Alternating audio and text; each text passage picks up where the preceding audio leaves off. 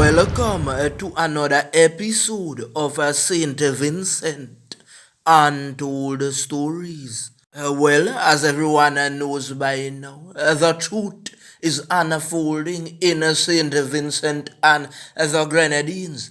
The lady alleged of throwing as an object at the bigger man went to court yesterday. We give you that chilling untold stories. Big ups to all of my subscribers. And if you are new to the channel, hit the like button, the subscribe button, and hit the bell icon. You see this episode, it will unveil what is really going on in this country. The allegations were made against the lady by members of their team. And we saw that members of their team did things already, and nobody was picked up immediately and taken to court right away. They always say that they are conducting investigations, but when it's someone on the other side, is right away they have to go to court.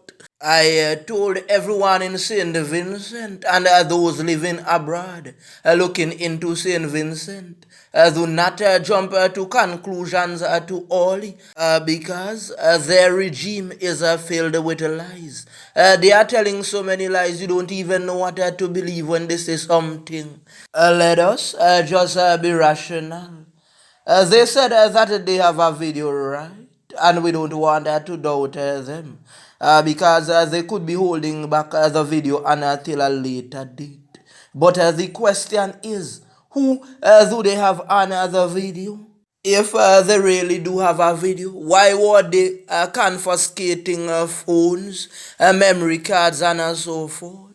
Was it because some videos were filmed from those phones and they thought that one of those phones had the video with the perpetrator? You see, the same the incident took place. They jumped to conclusion without the proper evidence. Did they conduct any proper investigation and go around and ask who was actually responsible? You see that regime, they have been fooling the Vincentian people for years upon years. That is why I'm appealing to youths to get educated. Because as I always say, reading is knowledge and knowledge is power. And you want to know how I proved that? So I did a video in the past with one Daniel Chimingham, the man that they called Compy, that passed away in prisons. Someone with the same surname commented under that video yesterday and said that untold stories, you need to get your facts straight. And you see, most of the time, news are being put forward, but they don't give you the full details behind the case, so you have to read up on it. They went with something and they might say, yes, Company did send a man to Dovecat. And that's all they knew because they never went in search of the full details. But at Untold Stories, I tell you, we do our research properly. And that case was in the Supreme Court, and that is where we got the full details about the case. So I know that Mr. Chimingham was your sibling, but we don't make up stories here. And that is why we gave out the official Untold Stories number and the WhatsApp. So you can contact us if you hear we say something and you need more details. So I hope you understand why the big man is trying to keep everyone dependent on him. He doesn't want anybody to be independent so they can speak out. Just imagine, officers are in crowds, face fully covered. Not even a mark on them you can see. Resting buttons in people's face. So, say for example, they make a mistake and they place a button on someone and that person was sent to Dovecat. How are they going to identify that officer? The lady's adult that was sitting outside the court. We don't know if she had a leg problem or what, but she had a stick in her hand. And she was weeping, saying that her mother was innocent. An officer came outside of the courtroom and spoke to the lady. He identified himself first and he told her that she cannot keep knives there because they don't tolerate that kind of thing outside the courtroom. Some persons might try to call out the officer, but he conducted his duties properly because we've been to several courtrooms already and seen the same thing happen. From experience, I cannot say that he is being biased. He did his job. And more officers in St. Vincent need to learn from him. That is how you approach someone. You identify yourself first. Then you tell them the reason why they are being arrested or why you need them by the station. You don't just go and put hands on them like that and grab them up. So I just hope that the ladies that understand that's the way they normally deal with things. If it's the first time that she's visiting a courthouse, because oftentimes we've been outside courthouse and we've heard persons making noise, and the police would say, "Hey, my friend, calm down immediately. You don't see courts conducting here." So her mother was placed on a $3,000 bill. She walked outside of the courtroom, and when she came out, she said that she was innocent. She don't know what they were talking about. She said that they forced her to give a confession. Just imagine people in the streets and officers just taking batons and putting them in people's face. So what do you think might be the outcome when that lady sits in the station? And I'm not saying that they put hands on her, but you've seen the reactions of certain officers already. They ball down on you. Remember when I did the episode when I spoke about Chippy and he complained to the magistrate that officers placed their hands on him. We saw they did it, but the magistrate did not believe. Just look recently, we've seen several officers passed away and nobody had to do them anything. So we heard that some men said that their phones were confiscated and the black squad did a raid at their homes. But I'm telling them this, I wasn't giving you my phones. You would have had to get those information from the telecommunication companies are bringing an export.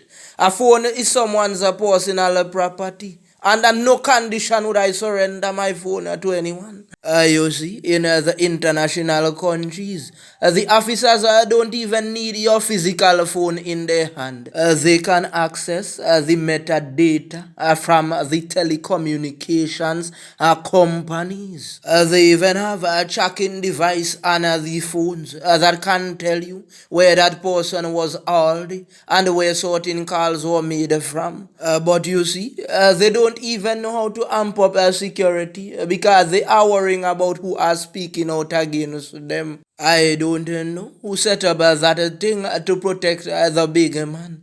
That is one of the worst things I have ever seen. Some men just circle you and ball shield. After you don't get the item, they wasn't even aware of what the object was. But they just threw their bodies around you balling shield.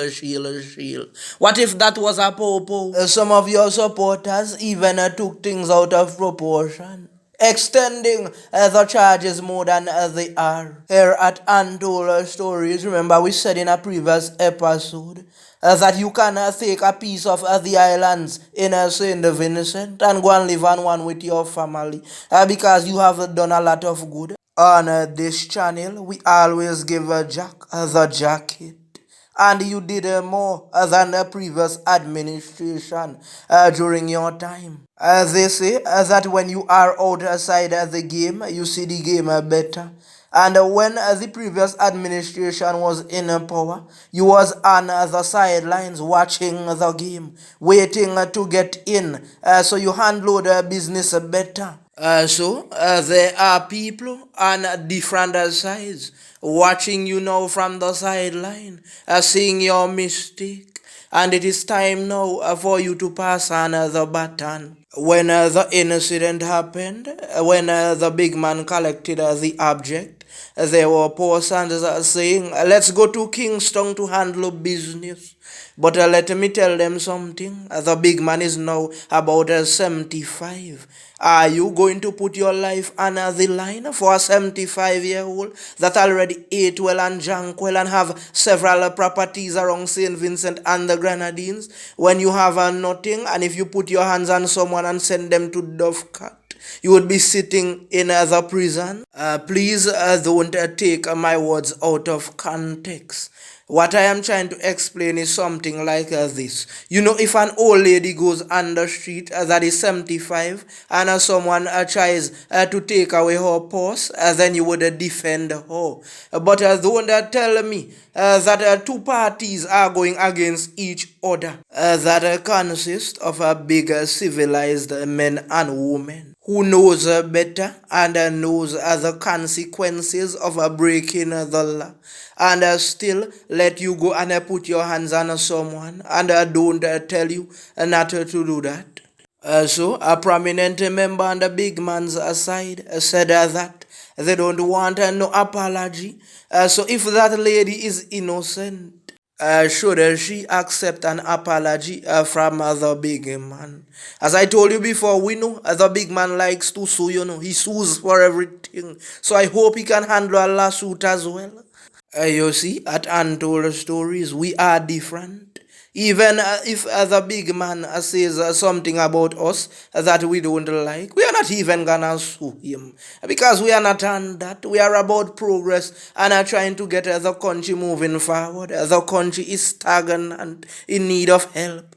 Mr. Big Man, if you want to win back the majority, you have to do the right things at all times. And I say this again, if that lady is really innocent, then her character is properly damaged. And not only in St. Vincent, her photo went around all over the world.